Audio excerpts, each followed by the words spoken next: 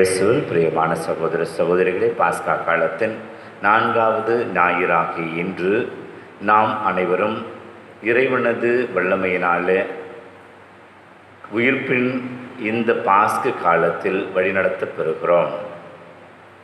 அதிலும் குறிப்பாக நல்ல ஆயன் நானே, என் நாடுகளுக்காக என் உயிரையே கொடுக்கிறேன் என்று சொன்ன அந்த ஆயனாகிய இயேசுவின் பிள்ளைகளாகிய நாம் இந்த ஞாயிறு திருப்பலியின் வாயிலாக அவர் நமக்கு கொடுக்கிற பாதுகாப்பு, அவர் நமக்கு கொடுக்கின்ற மீண்டுமான வாழ்வு, அவர் நமக்கு கொடுக்கின்ற வழி நடத்துதல், இவற்றெல்லாம் ஒவ்வொருவரும் அவரை பின்பற்றினவர்களாக வாழுகிற போதுதான் நமக்கு வாழ்வு இருக்கிறது, பாதுகாப்பு இருக்கிறது, வழி நடத்துதலில் நல்வாழ்வு இருக்கிறது. அதை பெற்றுக்கொண்டவர்களாக நாம் விளங்க நம்மிலே இருக்கிற குற்றங்களை நினைத்து மனமறந்து மன்னிப்பு கேட்போம். இப்பொழுது நம்மீது தெளிக்கப்படுகிற ஞானஸ்நான நீர், இதன் மூலமாக இறைவன் நம்மை சுத்திகரப்படுத்துகிறார். ஆகவே அந்த புனித நீர் தெளிப்பில் இறைவன் கொடுக்கின்ற மன்னிப்பையும் இரக்கத்தையும் முழுமையான தூய்மையையும் பரிசுத்தையும் பெற்று மகிழ்வோம்.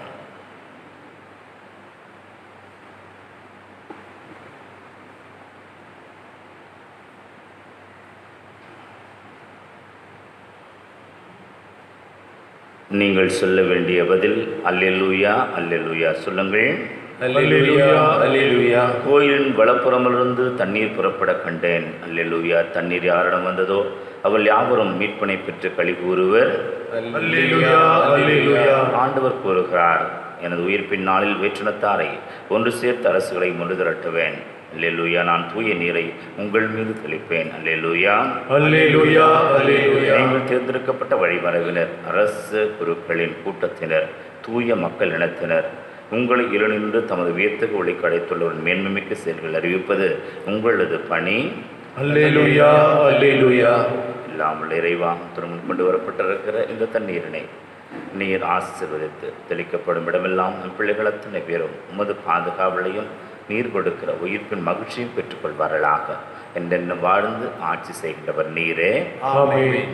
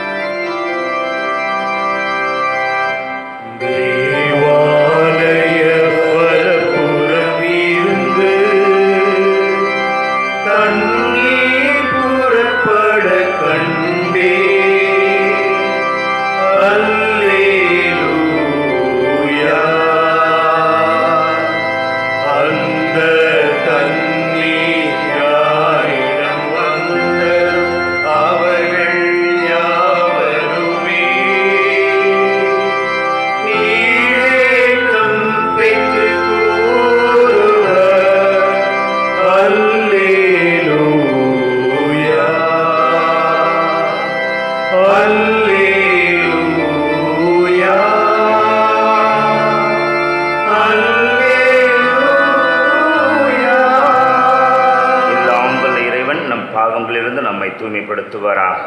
இந்த நற்கருணை கொண்டாட்டத்தின் வழியாக அவர் தம்முடைய ஆட்சியின் விருந்தில் பங்கு கொள்ள நம்மை தகுதி பெற செய்வாராக. ஆமென்.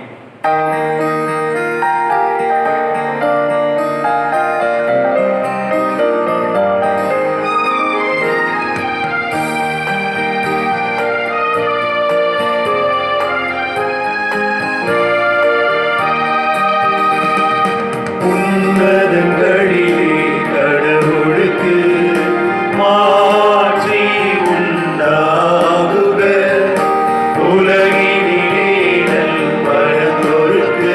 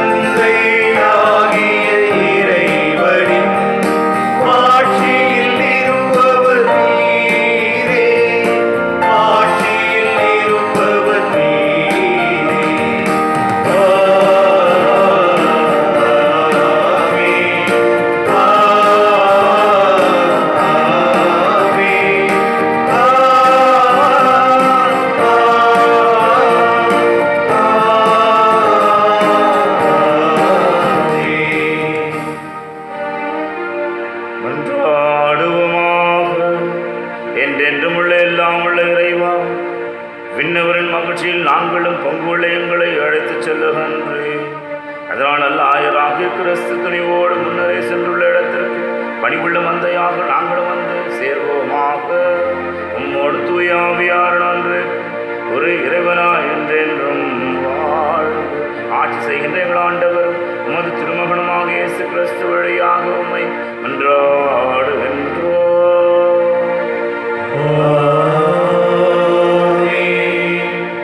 இன்றைய இந்த திருப்பலியானது பங்கு மக்கள் ஒவ்வொருவருக்காகவும் இந்த நேரலையின் மூலமாக காணொளியில் திருப்பலியில் பங்கேற்கிற ஒவ்வொரு குடும்பத்திற்காகவும் நாம் ஒப்பு கொடுத்து ஜெபிக்கிறோம். இறைவன் உங்களுக்கு பாஸ்கு காலத்தின் அமைதியையும் ஆற்றலையும் மகிழ்ச்சியையும் பாதுகாப்பையும் அளிப்பாராக.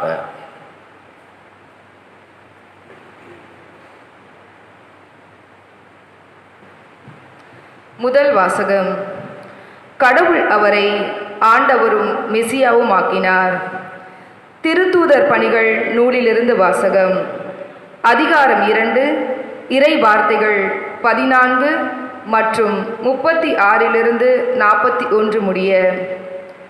பெந்தகோஸ்து என்னும் நாள் வந்தபோது பேதுரு 11 சேர்ந்து எழுந்து நின்று உரத்த குரலில் அவர்களிடம் பின்வருமாறு கூறினார்: நீங்கள் சிலுவையில் அறைந்த இந்த இயேசுவை கடவுள் ஆண்டவரும் மெசியாவும் ஆக்கினார் என்பதை இஸ்ரேல் மக்களாகிய நீங்கள் அனைவரும் உறுதியாக அறிந்து கொள்ளுங்கள்.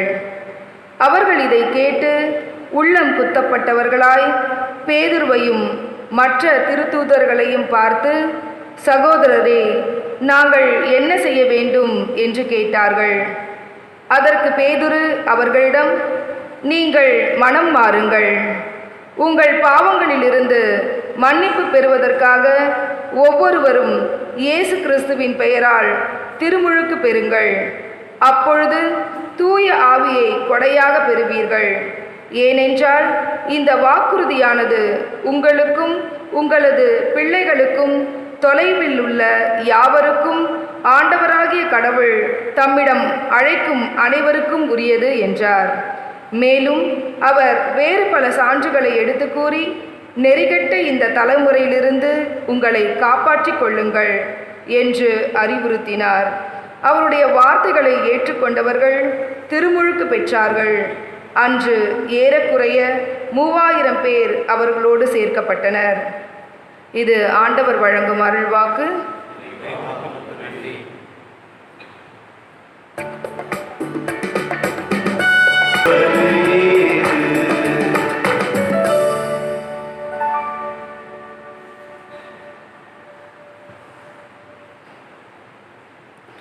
இரண்டாம் வாசகம். உங்கள் ஆன்மாக்களின் ஆயரிடம் திரும்பி வந்திருக்கிறீர்கள். திருத்தூதர் பேதுரு எழுதிய முதல் திருமுகத்திலிருந்து வாசகம். அதிகாரம் 2, வாழ்வு தரும் இறைவார்த்தைகள் 20 25 முடிய. அன்பிற்குரியவர்களே, நன்மை செய்தும் அதற்காக பொறுமையோடு துன்புற்றால் அது கடவுளுக்கு உகந்ததாகும்.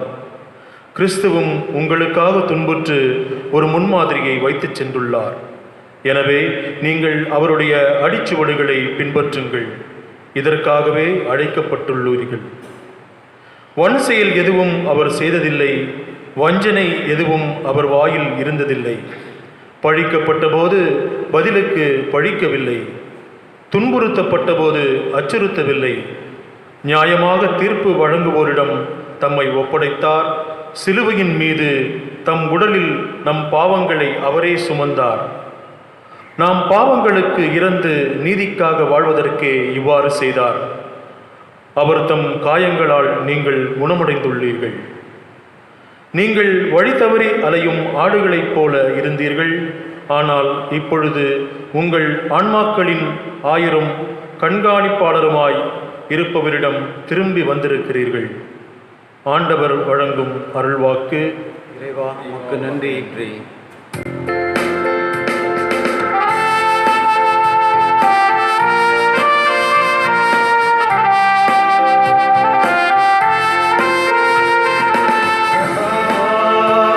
Alleluia.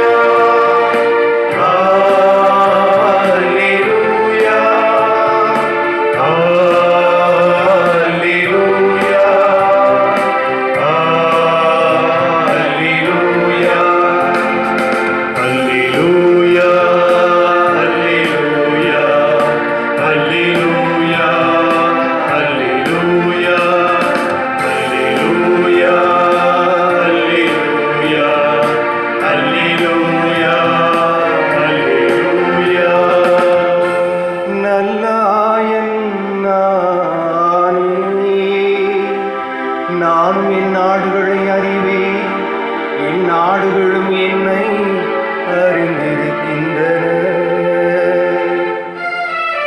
அல்லேலூயா, அல்லேலூயா, அல்லேலூயா, அல்லேலூயா. ஆண்டவர் உங்களோடு இருப்பாராக. உம் ஆன்மாவோடும் இருப்பாராக. வானொலிய நற்செய்தியிலிருந்து வாசகம். ஆண்டவரே, மாட்சி உமக்கே. அதிகாரம் 10 இறைவசனங்கள் 1 10 முடிய. அக்காலத்தில் இயேசு கூறியது, உறுதியாக உங்களுக்கு சொல்லுகிறேன், ஆட்டுக்கொட்டலில் வாயில் வழியாக நுழையாமல் வேறு வழியாக ஏறி குதிப்போர் திருடர் அல்லது கொள்ளையராய் இருப்பர். வாயில் வழியாக நுழைவோர் ஆடுகளின் ஆயர், அவருக்கே காவலர் வாயிலை திறந்து விடுகிறார். ஆடுகளும் அவரது குரலுக்கே செவிசாய்க்கும். அவர் தம்முடைய சொந்த ஆடுகளை பெயர் சொல்லி கூப்பிட்டு வெளியே கூட்டிச் செல்வார். தம்முடைய சொந்த ஆடுகள் அனைத்தையும் வெளியே ஓட்டி வந்தவன் அவர் அவற்றிற்கு முன் செல்வார். ஆடுகளும் அவரை பின்தொடரும், ஏனெனில் அவரது குரல் அவற்றுக்கு தெரியும். அறியாத ஒருவரை அவை பின்தொடரா, அவரை விட்டு அவை ஓடிப்போகும், ஏனெனில் அவரது குரல் அவற்றுக்கு தெரியாது. இயேசு அவரிடம் ஊமையாக இவ்வாறு சொன்னார், ஆனால் அவர் சொன்னதை அவர்கள் புரிந்து கொள்ளவில்லை. மீண்டும் இயேசு கூறியது, உறுதியாக உங்களுக்கு சொல்லுகிறேன், ஆடுகளுக்கு வாயில் நானே. எனக்கு முன்பு வந்தவர் அனைவரும் திருடரும் கொள்ளையருமே. அவர்களுக்கு ஆடுகள் செவிசாய்க்கவில்லை, நானே வாயில். என் வழியாக நுழைவோருக்கு ஆபத்தில்லை, அவர்கள் உள்ளே போவர், வெளியே வருவர், மேய்ச்சல் நிலத்தை கண்டுகொள்வர். திருடுவதற்கும் கொள்வதற்கும் அடிப்பதற்கும் அன்றி திருடர் வேறு எதற்கும் வருவதில்லை.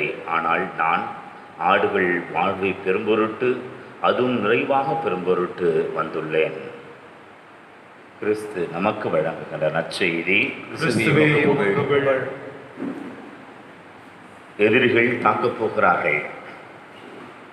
நமக்கு என்ன நேருமோ என்று சொல்லி நாடே பதவித்து போயிருக்கிறது. ஆனால் மக்களுக்கு எல்லோருக்கும் ஒரு பக்கத்தில் தங்களது அரசன் மீது அதீத நம்பிக்கையும் அவர் மீது அதிகமான உறுதியும் இருந்தது. ஏனென்றால் அவ்வளவு பாசமிக்க மன்னராக இருந்தார். ஆனால் இந்த பெரிய சங்கடம் இன்னும் அதிகமாக போனதனுடைய பெரிய வருத்தம் என்னவென்று சொன்னால், அந்த எதிரி நாட்டு அரசன் கேட்கிறான், உங்களால் எங்களை வெற்றி கொள்ள முடியாது, இருந்தாலும் உங்களுக்கு என்று சொல்லி ஒரு சிறிய விதிவிலக்கை தருகிறேன். உங்களில் யாராவது ஆண்மகன் ஒருவன் இருக்கிறான் என்று சொன்னால் அவன் எங்களது போர் பாசறையில் அவன் எங்களை எதிர்கொள்ளட்டும். அப்படி வந்தாலே நீங்கள் வெற்றி பெற்றீர்கள் என்று சொல்லி அனுமதிக்க முடியும். இல்லை என்று சொன்னால் உங்களது முழு நாட்டையும் நாங்கள் ஒன்றுமில்லாமல் செய்வோம் என்று சொல்லி கூக்குரல் இட்டு அவர்களுக்கு எச்சரிக்கை விடுத்திருக்கிறார்கள். ஆகிய மக்களுக்கு தன்னுடைய மன்னன் என்ன செய்வானோ என்று சொல்லி மன்னன் மீது முழுமையாக நம்பிக்கை கொண்டிருக்கிற மக்களுக்கு அப்படிப்பட்ட ஒரு ஆதங்கம், இன்னொரு பக்கம் பயம். யார் போவார்கள்? ஒரு பெரும் போர்ப்படையை ஒரே ஒருவன் போய் சந்திக்க முடியுமா? ஆனால் அடுத்த நாள் காலையில் வெற்றி என்கிற செய்தி வருகிறது. மக்களுக்கு ஆச்சரியம். நம்முடைய நாட்டிலிருந்து யார் போய் அவர்களுக்கு முன்னால் நின்று நமக்கு இப்படி போரே இல்லாமல் வெற்றி கொண்டு இந்த மகிழ்ச்சி செய்தியை கொடுத்திருக்க முடியும் என்று சொல்லி மக்கள் ஆர்ப்பாட்டத்தின் மத்தியில் பார்க்கிறார்கள். என்ன நடந்திருக்கலாம்? அந்த செய்தியை கேட்டதிலிருந்து மன்னன் கையை பிசைந்து கொண்டிருக்கிறான். என்ன செய்வது என்று சொல்லி பிறகு அவன் அந்த நள்ளிரவில் எதிரியின் அந்த போர் பாசறைக்கு சென்று தன்னந்தனியாக அவன் எதிர்கொண்டிருக்கிறான். முழு படையும் அங்கே ஒன்றிருப்பதனால இந்த வந்திருப்பவன் அரசன் என்று தெரியாமல் போர்வினூர் வந்து விட்டான் என்று சொல்லி அவனை அவர்கள் எதிர்கொள்கிறார்கள். அவனோ மற்போரிட்டு அங்கேயும் அடிக்கிறான். பிறகுதான் தெரிகிறது, இவன் எந்த நாட்டை எதிர்த்து இவர்கள் சண்டைக்கு போவோம், ஒரு ஆள் யாராவது இருந்தால் வரட்டும் என்று சொல்லி இவர்கள் குக்களித்தார்களோ அந்த நாட்டின் அரசனே வந்து தங்களுக்கு நடுவில் இருந்து சண்டை போட்டிருக்கிறான். மக்களுக்கு ஒரு பக்கம் வெற்றி என்கிற செய்தி வந்தாலும் தங்களை காப்பாற்றுவதற்காக தங்கள் மன்னன் தன்னந்தனியாக போய் எதிரிகளிடத்தில் இப்படி போரிட்டு மாண்டிருக்கிறான்னு சொல்லுகிற போது அந்த மக்கள் மீது அவருக்கு இருந்த பாசத்தை உணர்ந்து அவர்கள் அவரை கடவுளாக ஆராதிக்க தொடங்கினார்களாம். அன்புக்குரியவர்களே, இது ஒரு வரலாற்று நிகழ்வு. இப்படித்தான் ஆண்டவர் இயேசு இன்றைக்கு நமக்கு சொல்லிக் கொடுக்கிறார். என் ஆடுகளுக்காக, என்னுடைய ஆடுகள் வாழ்வை பெரும் பொருட்டு, அதுவும் நிறைவாக பெரும் பொருட்டு நான் வந்திருக்கிறேன். என்னுடைய வாழ்வை அதற்காக கொடுக்க நான் தயாராக இருக்கிறேன். இப்படி நல்ல ஆயன் ஞாயிறு என்று சொல்லி இந்த ஞாயிறை அகில உலக திரு அவை கொண்டாடி கொண்டிருக்கின்ற வேளையில் 3 விதங்களிலே நாம் இந்த நற்செய்தியையும் இந்த வாசகங்களையும் பிரித்து பார்த்து நம்மால் யோசிக்க முடியும். முதலாவது, ஆயன் என்பவர் யார்? நமக்கு திருத்தந்தை நம்முடைய திரு அவையினுடைய ஆயர் என்று சொல்லி நினைக்கிறோம். நம்முடைய தல ஆயர்கள், நம்முடைய பேராயர்கள், நம்மை வழிநடத்துகிற ஆயர்கள் என்று ஏற்றுக்கொள்ளுகிறோம். திருச்சபையில் எங்களை போன்ற பங்கு தந்தையர்களை நீங்கள் ஆயர்கள் என்று சொல்லி ஏற்றுக்கொள்ளுகிறீர்கள். அதே போல் குடும்பங்களிலே குடும்பத் தலைவன் ஆயராக இருக்கிறார். பள்ளிகளிலே ஆசிரியர் ஆயராக இருக்கிறார். சிறு சிறு குழுக்களிலே தலைவர்கள் ஆயர்களாக இருக்கிறார்கள். ஆட்சியாளர்கள் தங்கள் வகிக்கிற பொறுப்பில் அவர்களும் ஆயர்களாக இருக்கிறார்கள். சமூகத்தில் அல்லது அறநெறிகள் பல செய்கின்ற பல்வேறு விதமான சமுதாய அந்த ஒரு நிலையில் சமூக சேவை என்று சொல்லி சொல்லுகிற நிறுவனங்களில் அவர்கள் மக்கள் மீது அக்கறை கொண்டிருப்பதனால ஆயர்கள் என்று கருதப்படுகிறார்கள். அப்படி என்றால் ஆயர்கள் என்பவர்கள் வழி நடத்துகிறவர்கள், தங்களோடு இருக்கிறவர்களுக்கு துணையாக நின்று அவர்களை பாதுகாக்கிறவர்கள். ஆக இப்படிப்பட்ட நிலையில் இந்த ஆயர் யாராக இருக்க முடியும் என்று சொல்லி இன்றைய நற்செய்தி சொல்லுகிறது. அவர் தன்னுடைய ஆடுகளை அறிந்திருக்கிறவராக இருக்கிறார். இயேசு சொல்லுகிறது தான், ஆடுகள் தன்னுடைய ஆயரது குரலை கேட்கின்றன, அவை செவிமடுக்கின்றன, குரலுக்கு பின்னால் அவை செல்லுகின்றன.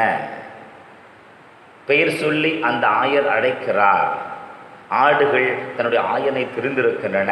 அதுபோல ஆயரை அவர் தன்னுடைய ஆடுகள் தெரிந்து வைத்திருக்கிறவராக இருக்கிற போது அவரை நாம் ஆயன் என்று சொல்லி ஏற்றுக்கொள்ளுகிறோம். அடுத்து இந்த ஆயர் இவர் வழிகாட்டுகிறார், பாதுகாக்கிறார். ஒரு பக்தன் இப்படி ஜெபிக்கிறானா, என்னுடைய தலைவரே, கடவுளே, எனக்கு முன்னே நீ செல்ல வேண்டாம். ஒருவேளை வேகமாக செல்வதனால் நான் பின்தங்கி விடுவேன். எனக்கு பின்னாலும் வர வேண்டாம். ஒருவேளை நீங்கள் வருகிறீர்களோ வரவில்லையோ என்று சொல்லி நான் ஏக்கத்தோடு திரும்பி பார்த்து என்னுடைய வழி ஒருவேளை என்னுடைய வேகம் குறைந்து போய்விடலாம். தலைவரே, ஆண்டவரே, என்னோடு கூட வாரும், என்னோடு கூட நடந்து வாரும். அதுபோல ஆயர் என்பவர் வழி நடத்துகிறவர். அவர் முன்னே செல்லுகிறவராகவும் பின்னே வருகிறவராகவும் உடன் பயணிக்கிறவராகவும் பாதுகாப்பு கொடுக்கிறவராகவும் இருக்கிறார். ஆயர் என்பவர் தன்னுடைய ஆடுகளுக்காக தன்னையே கையளிக்கிறவராகவும் இருக்கிறார், தியாகம் செய்கிறவராக இருக்கிறார். இன்னைக்கு இது போன்ற திருப்பலிகள்லாம் பார்க்கிற போது இது ஒரு பெரிய தியாகம். இதோ இங்கு வந்து வாலண்டியர் சர்வீஸ் செய்கிறார்களே, இவர்கள் செய்கிற தியாகம். இது நாங்கள் முன்முயற்சி எடுக்கிறோமே, இது செய்கிற தியாகம். இப்படிப்பட்ட நிலைகளெல்லாம் கூட ஆண்டவரோடு நெருங்கி வர முடியும் மக்கள் என்று சொல்லி அவர்களுக்காக இப்படிப்பட்ட செயல்களை செய்கிற போது இவையெல்லாம் தியாகத்தினுடைய ஒரு பெரிய வெளிப்பாடு தான். இந்த கொடூரமான நிலையிலும் நெருக்கடியான நிலையிலும் நம்முடைய குடும்பத்தில் இருக்கிற நம்முடைய தாய்மார்கள், நம்முடைய தந்தைமார்கள், நமக்கென்று பணிபுரிகிற மருத்துவர்கள், நமக்கென்று பணிபுரிகிற சமூக சேவையாளர்கள், நமக்கென்று பணி செய்கின்ற தூய்மைப்படுத்துகிற அன்பர்கள், மேலும் காவல் காத்து கொண்டு இருக்கிற காவலர்கள், நம்முடைய ஆட்சி அமைப்பில் பணி செய்து கொண்டிருக்கிற அரசு ஊழியர்கள், எல்லோரும் கூட தானே தியாகம் செய்கிறார்கள். அவர்களுக்கு அவர்கள் உயிர் மீது நம்பிக்கை கிடையாதா? அல்லது அவர்கள் பாதுகாக்க வேண்டும் என்று சொல்லுகின்ற ஆசை இருக்காதா? விருப்பம் இருக்காதா? நம்ம எல்லோரும் வீட்டில் நம்முடைய எல்லா உறவினர்களோடும் இருப்பது போல அவர்களும் தம்முடைய பிள்ளைகள், மனைவி, தாய், தந்தை என்று அவர்களோடு இருக்க வேண்டும் ஆசை வராதா? ஆனால் தியாகம், இந்த காலகட்டத்தில் தியாகம் தேவை என்று சொல்லவர் இருக்கிறார்களே, அதுதான் ஆயர் தன்னுடைய மக்களுக்காக, தன்னுடைய ஆடுகளுக்காக செய்கின்ற அந்த ஒரு பெரிய தியாகமும் கையளிப்பும் அவர்கள் கொடுக்கின்ற பெரிய பரிசுமாக இருக்கிறது. சரி, ஆயர்கள் எப்படி என்று சொன்னால் ஆடுகள் எப்படி இருக்க வேண்டும்? ஆடுகள் ஆயனது குரலுக்கு செவிமடுக்கின்றனாக இருக்க வேண்டும். சில நேரங்களில் இப்படித்தான் நாங்கள் கவிதை எழுதியிருக்கிறேன். என் ஆடுகளை நான் அறிவேன், அவையும் என்னை அறிகின்றன. என் ஆடுகள் என் குரலுக்கு செவி கொடுக்கின்றன. இப்படி நான் இருமாந்திருந்து என்னுடைய ஆடுகளை நான் அழைத்து பேசி கொண்டிருக்கிற போது எனக்கு முன்னால் என்னுடைய ஆடுகள் தலையாட்டி நின்றன. பிறகுதான் தெரிந்தது எங்கோ கேட்கிற குரலுக்கு எனக்கு முன்னால் இவை தலையாட்டி நின்று கொண்டிருந்தன என்று சொல்லி. இப்படி இன்றைக்கு குரலுக்கு செவிமடுக்கிறேன் பேர்வழி என்று சொல்லி யாரோ ஒருவருடைய குரலுக்கு செவிமடுத்துக்கொண்டு நமக்கு முன்னால் ஆமேன் என்று சொல்லுகிற கூட்டம் இருக்கிறது. அதை நாம் உணர்ந்து கொண்டிருக்கிறோம். அது அல்ல.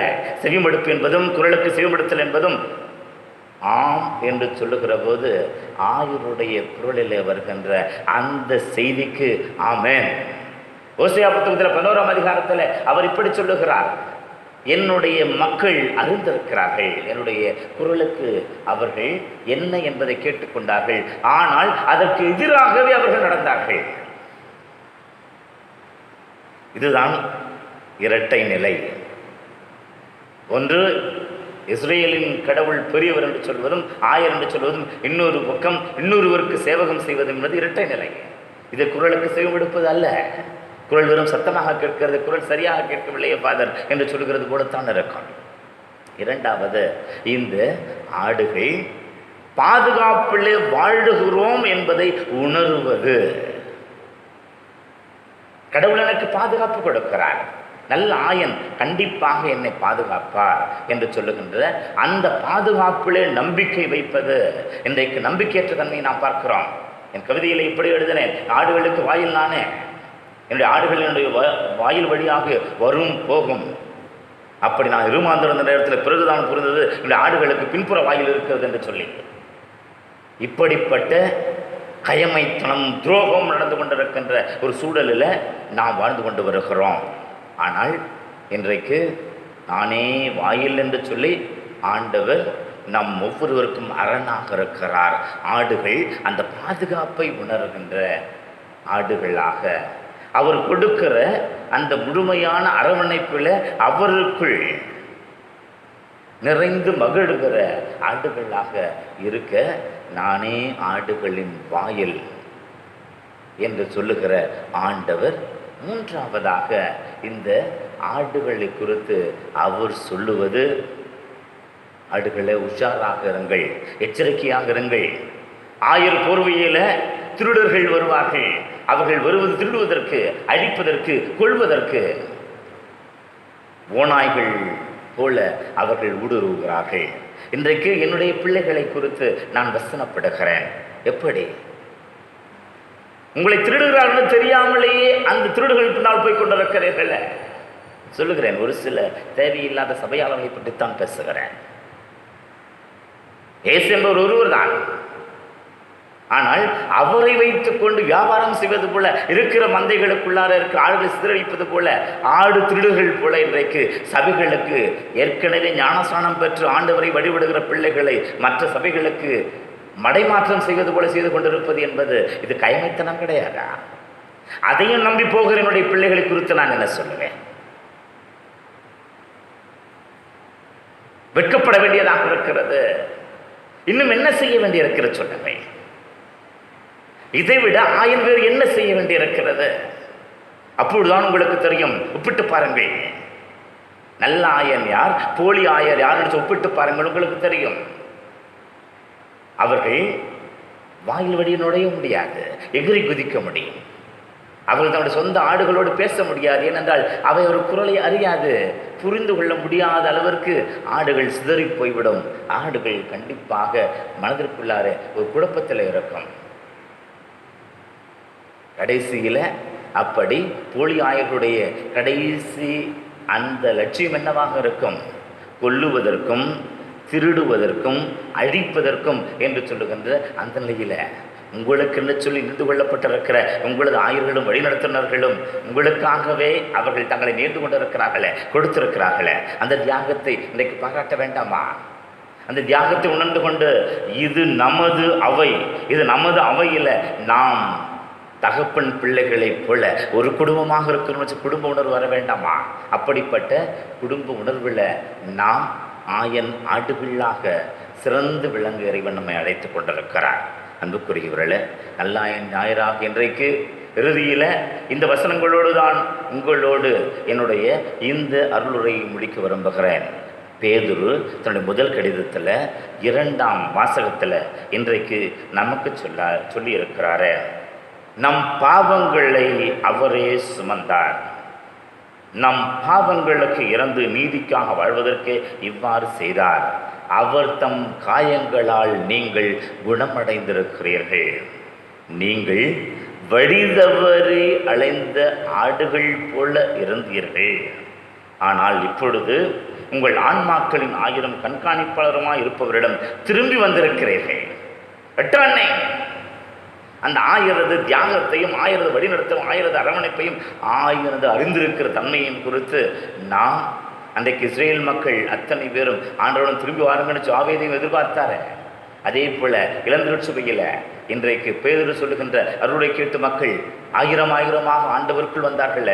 அதே போல நாம் இந்த நெருக்கடியான காலகட்டத்தில் ஆடுகளைப் போல அலைந்ததிருந்து எங்கோ போயிருக்கிறவர்கள் அல்ல, மீண்டும் அந்த நல்ல ஆயனை பின்பற்றுகிறதும் அறிந்து கொள்வதும் அவருடைய கண்காணிப்பிலும் அவருடைய அரவணைப்பிலும் விருந்து கொண்டு மகிழ்வதும் அவருடைய பாதுகாப்பில் சந்தோஷமாக இருப்பதும்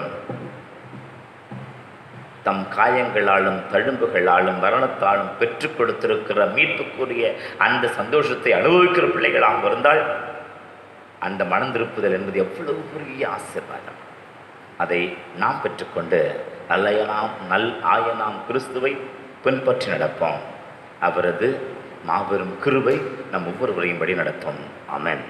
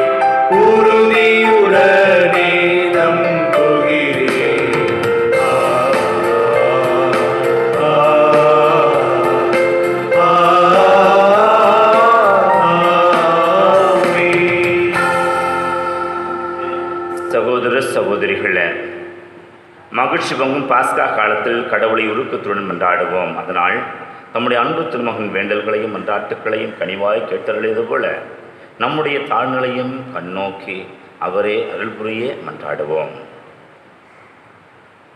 வழிநடத்தும் இறைவா, ஆயன் மந்தையை பேணி காப்பது போல திரு அவையின் திருப்பணியாளர்கள் தங்களிடம் ஒப்படைக்கப்படும் இறைமக்களை சிறப்பான விதத்தில் பேணி காக்கவும் வளர்ந்து வரும் இளைய சமூகத்திற்கு நேர்வழி காட்டும் நல்லாயன்களாக நற்பணியாளர்களாக வழிநடத்தி செல்லும் ஆற்றலை அவர்களுக்கு தந்திரள வேண்டும் என்று இறைவா உம்மை மன்றாடுகிறோம். ஆண்டவரே, எங்கள் மன்றாட்டை கேட்டருளும். நாட்டை ஆளும் தலைவர்கள் மக்கள் நலனில் அக்கறை கொண்டு புதிய சமூகம் படைக்கவும் எதிர்காலத்தில் பல நூறு இளைஞர்களை சிறப்பான நாட்டு தலைவர்களாக உருவாக்கி நாட்டை அமைதியின் பாதையிலும் நேரிய நோக்கிலும் நடத்தி செல்ல அவர்களுக்கு மனமாற்றம் தந்திட ஆண்டவரே உம்மை மன்றாடுகிறோம். ஆண்டவரே, எங்கள் மன்றாட்டை கேட்டருளும்.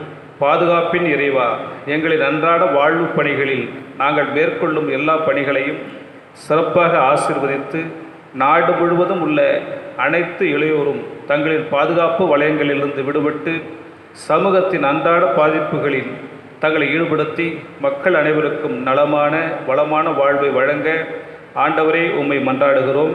ஆண்டவரே, எங்கள் மன்றாட்டை கேட்டருளும். துணிவின் சாயலை இறைவா, எங்கள் பங்குத்தளத்தில் உள்ள அனைத்து இளையோரையும் உம் பாதம் சமர்ப்பிக்கின்றோம். துணிவோடும் உத்வேகத்தோடும் புத்துணர்ச்சியோடும் புத்தெழுச்சியோடும் பங்கு பணிகளில் ஈடுபட்டு தங்கள் இருப்பை அனைவருக்காக பயன்படுத்தவும் தேர்ந்து தெளியவும் சிறப்பான உம் அருளை தந்திரல ஆண்டவரே உம்மை மன்றாடுகிறோம். ஆண்டவரே, எங்கள் மன்றாட்டை கேட்டருளும். தனிப்பட்ட கருத்துகளுக்காக செபிப்போம்.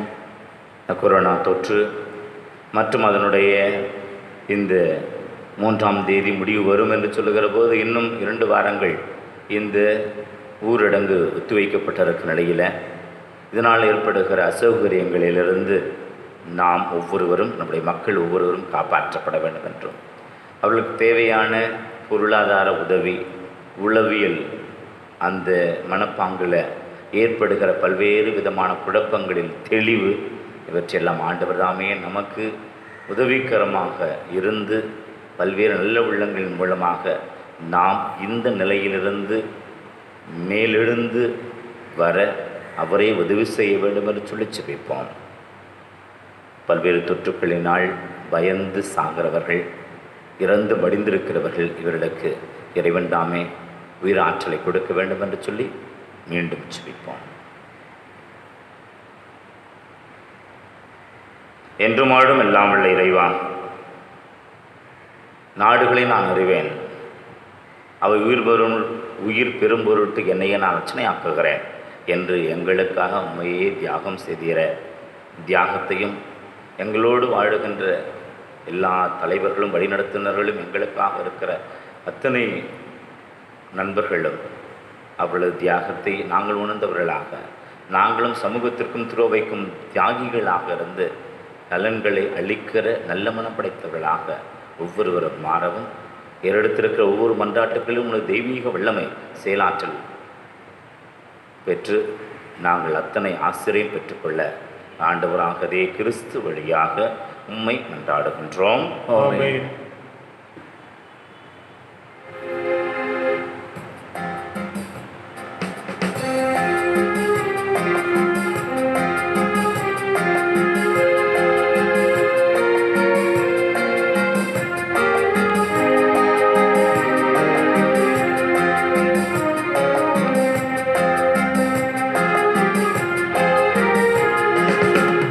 ஏழை என்னை காணிக்கையாகும்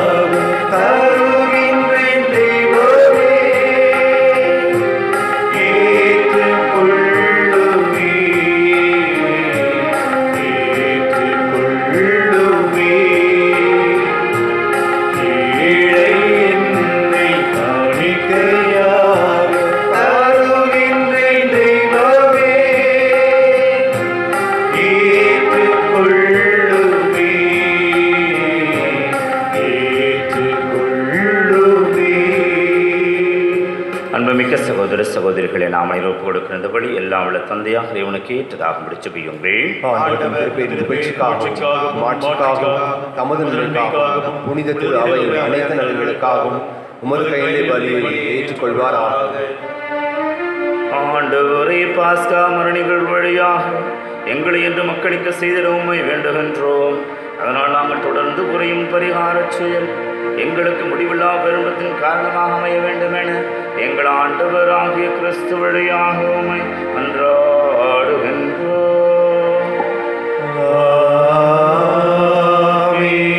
ஆண்டவர் இருப்பாராக. உம் ஆன்மாவோடும் இருப்பாராக. இதயங்களை எழுப்புங்கள். ஆண்டவரிடம் எழுப்பியுள்ளோம். இறைவனாகிய ஆண்டவருக்கு நன்றி கூறுவோம். அதுவே தகுதியும் நீதியும் ஆனது. ஆண்டவரை எக்காலத்தில் அமைப்பு கொடுத்துரைப்பதும் எல்லாவற்றுக்கும் மேலாக பாஸ்காவாக கிறிஸ்து வழியான சிறப்பான பாஸ்க காலத்தில் இன்னும் மிகுதியாக வாழ்த்தி போற்றுவதும் மெய்யாகவே தகுதியும் நீதியும் ஆகும். எங்கள் கடமையும் மீட்புக்குரிய செயலும் ஆகும். கிறிஸ்து வழியாகவே உலகின் மக்கள் நிலை வாழ்வில் நுழைகின்றனர்.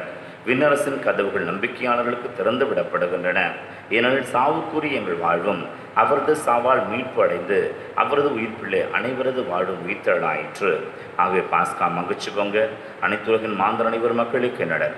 அவ்வாறு ஆற்றல் மிக்கோரும் அதிகாரம் கொண்ட தூதர்களும் உமது மாட்சியை புகழ்ந்து பாடி முடிவின்றி ஒரே குரலில் மகிழ்வதாவது: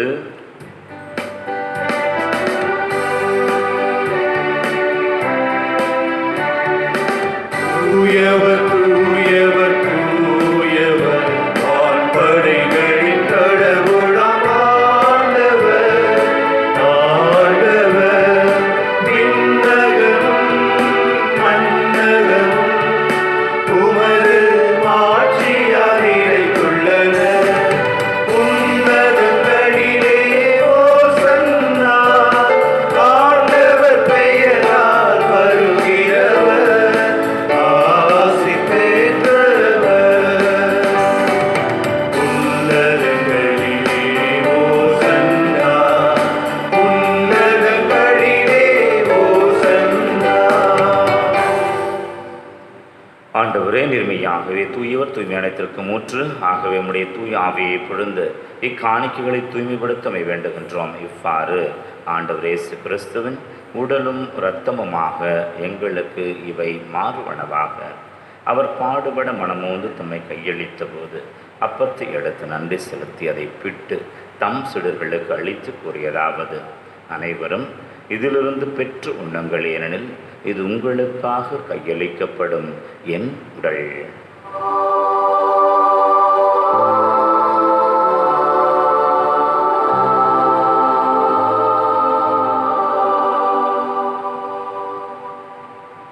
அவ்வண்ணமே இரவு விருந்தை அருந்திய பின் கிண்ணத்தையும் எடுத்து மீண்டும் உமக்கு நன்றி கூறி தம் சீடர்களுக்கு அளித்து அவர் கூறியதாவது: அனைவரும் இதிலிருந்து பெற்று பருகுங்கள், ஏனெனில் இது புதிய நிலையான பண்பைக்குரிய இரத்தத்தின் கிண்ணம். இது பாவ மன்னிப்புக்கென்று உங்களுக்காகவும் பலருக்காகவும் சிந்தப்படும். இதை என் நினைவாகச் செய்யுங்கள்.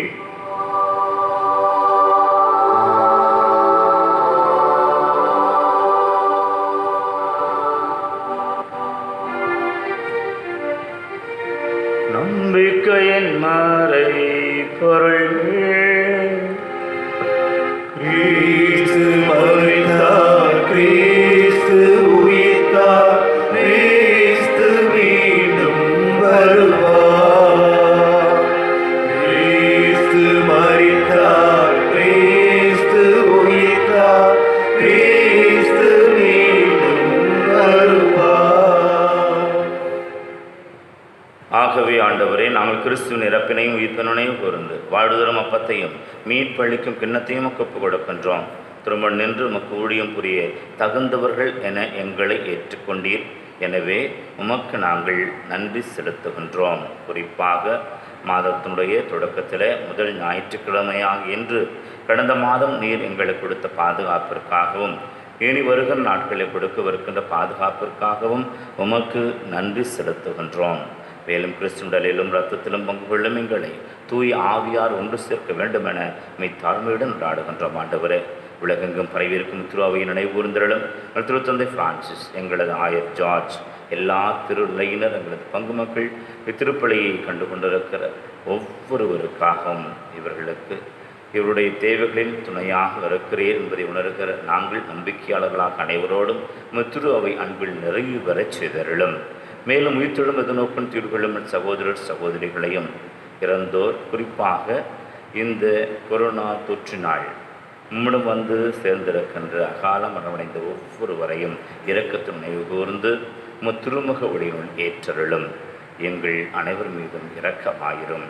கடவுளின் கண்ணித்தாயான புனித மரியா, உடைய கணவரான புனித யோசேப்பு, புனித தூதர்கள், எங்களது பாதுகாப்பு புனித பவுல், இவ்வுலகில் முப்பந்தவராய் இருந்தோராக பிறந்த அனைவருடனும் நாங்கள் நிலைவாழ்வில் பங்குள்ளும் தகுதி பெற்று திருமகன் இயேசு கிறிஸ்து வழியாக எப்பொழுதேத்து மரமருள உம்மை மன்றாடுகின்றோம்.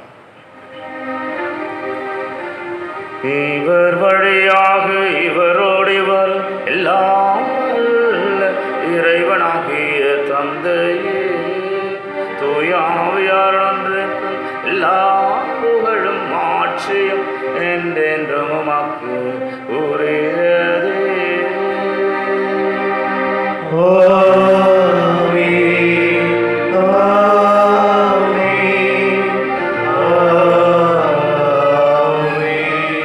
மீட்பரின் கட்டளையால் கற்பிக்கப்பட்டு இறைவழிப்பினால் வெற்றி பெற்றிருக்கிற நாம் அனைவரும் துணிந்து பாடுவோம். விண்ணுலகில் இருக்கிற எங்கள் தந்தையே, உமது பெயர் தூயது என போற்ற பெறுக. உமது ஆட்சி வருக. உமது திருவுள்ளம் விண்ணுலகில் நிறைவேறுவது போல மண்ணுலகிலும் நிறைவேறுக. எங்கள் அன்றாட உணவை இன்று எங்களுக்கு தாரும்.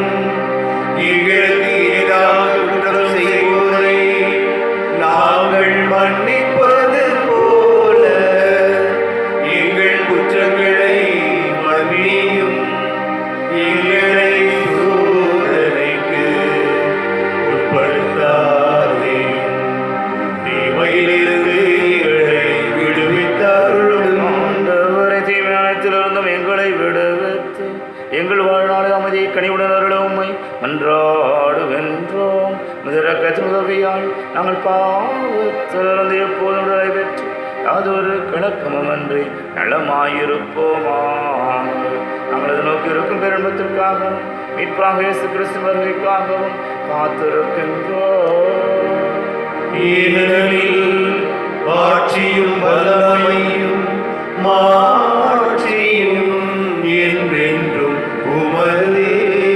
ஆண்டவரே இயேசு கிறிஸ்துவே, அமைதியை உங்களுக்கு விட்டு செல்கிறேன், என் அமைதியை உங்களுக்கு அளிக்கிறேன் என்று திருத்துதலுக்கு விழுந்தேற நல்ல ஆயன் நானே, நாடுகளுக்காக என் உயிரையே அளிப்பேன் என்று சொன்னவரே, எங்கள் இருக்கிற பாவங்களையும் அவநம்பிக்கைகளையும் உம்மை பின்தொடராத தருணங்களையும் உமது வார்த்தைக்கு செவிமடுக்காத நிலைகளையும் நாங்கள் உணர்ந்து உமக்கு முன்னால் மன்னிப்பு கேட்கிறோம்.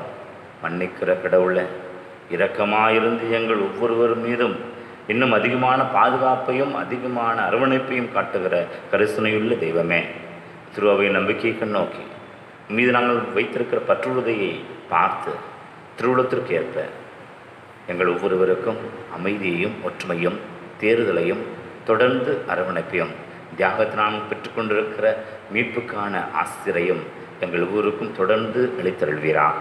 என்றென்றும் வாழ்ந்து ஆட்சி செய்கின்றவர் நீரே.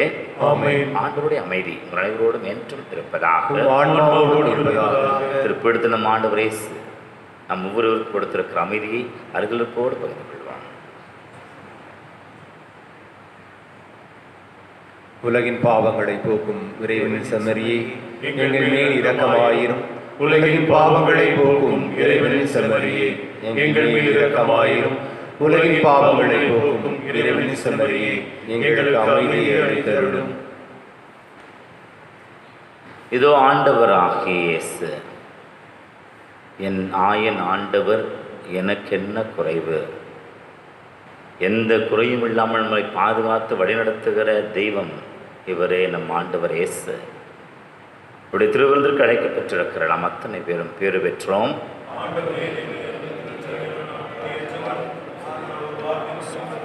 எனது ஆன்மா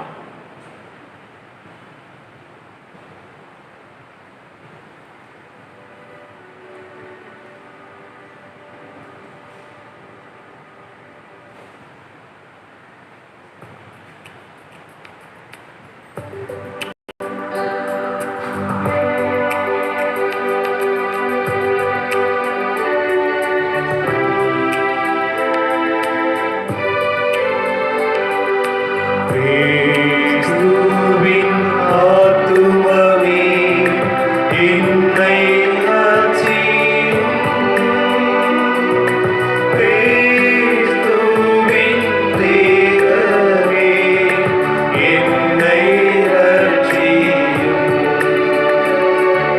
கிறிஸ்துவின் இரத்தமே என்னை போற்றியும். திருவிழா தீர்த்தமே என்னை தூற்றியும்.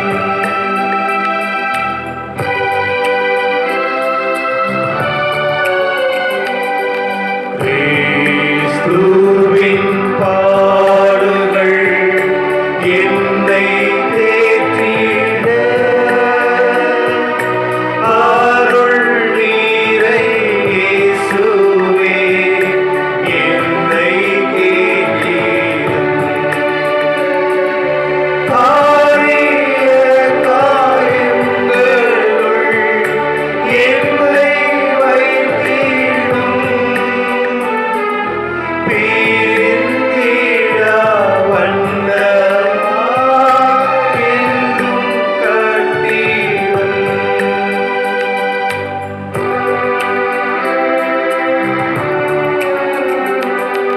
பொழுது சத்ருவிடம் நின்றே காத்திடும். மரண வேளைகளில் என்னை கூப்பிடும். பாரவரியின் ஈரம் உம்மை வாழ்த்தவே வருகையின் கண்ணோடு என்னை ஏவிடும். ஆமென்.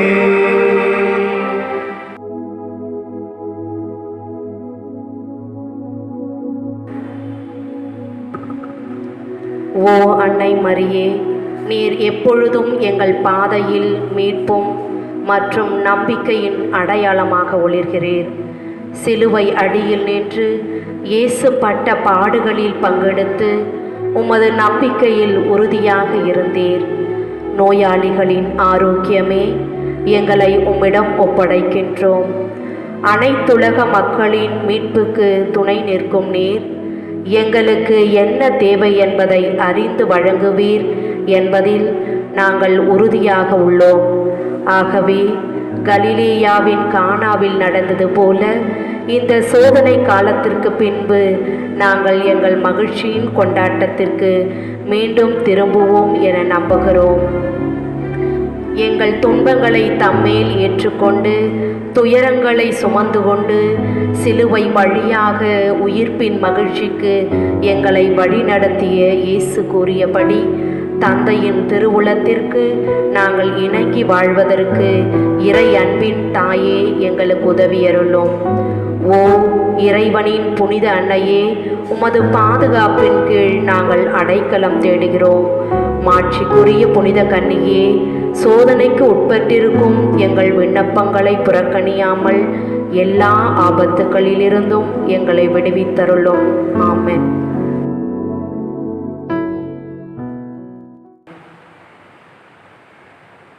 அறிவிப்புகள் அன்புக்குரியவர்களே, மே மாதம் தொடங்கியிருக்கிற இந்த வேளையில் அன்னையின் வணக்க மாதமாக இந்த மாதம் சிறப்பிக்கப்படுகிறது என்பது உங்கள் அனைவருக்கும் தெரியும். ஆகவே ஒவ்வொரு நாள் மாலையிலும் அன்னை மரியாவை குறித்த சிந்தனையில் நாம் ஜெபமாலை, குடும்ப ஜெபமாலையாக ஜெபித்து அவளோடு ஆண்டவருக்கு நமது புகழ்ச்சியை வெளிப்படுத்துவோம்.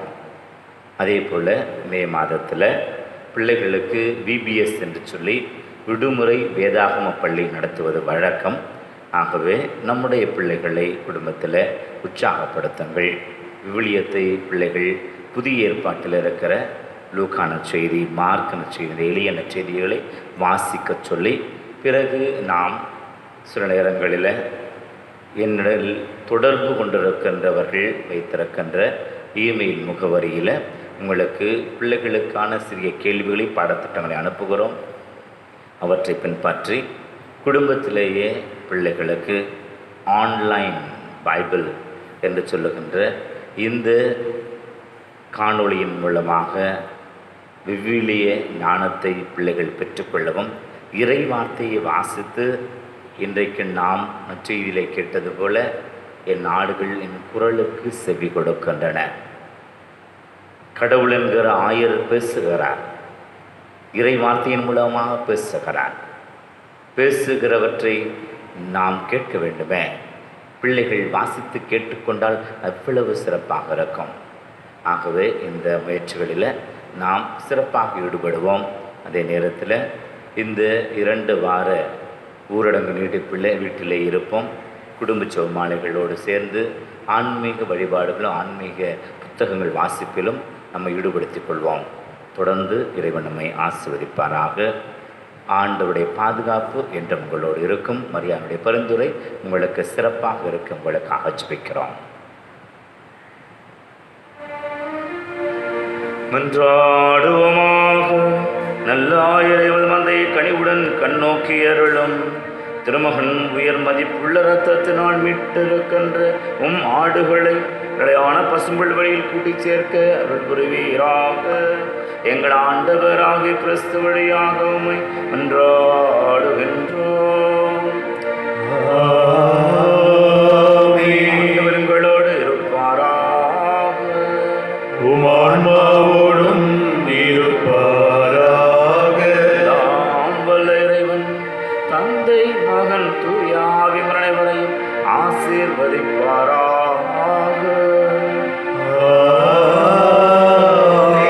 சென்று வாழுங்கள். திருப்பலி நிறைவேறிற்று. இறைவனுக்கு நன்றி.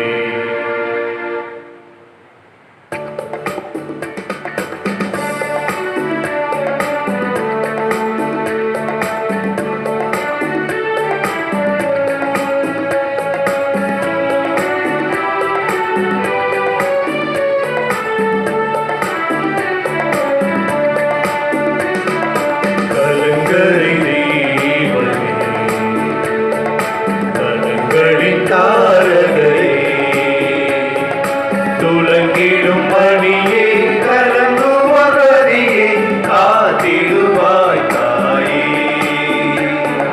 கலங்கரை தெய்வமே, கலங்களின் தாரகையே.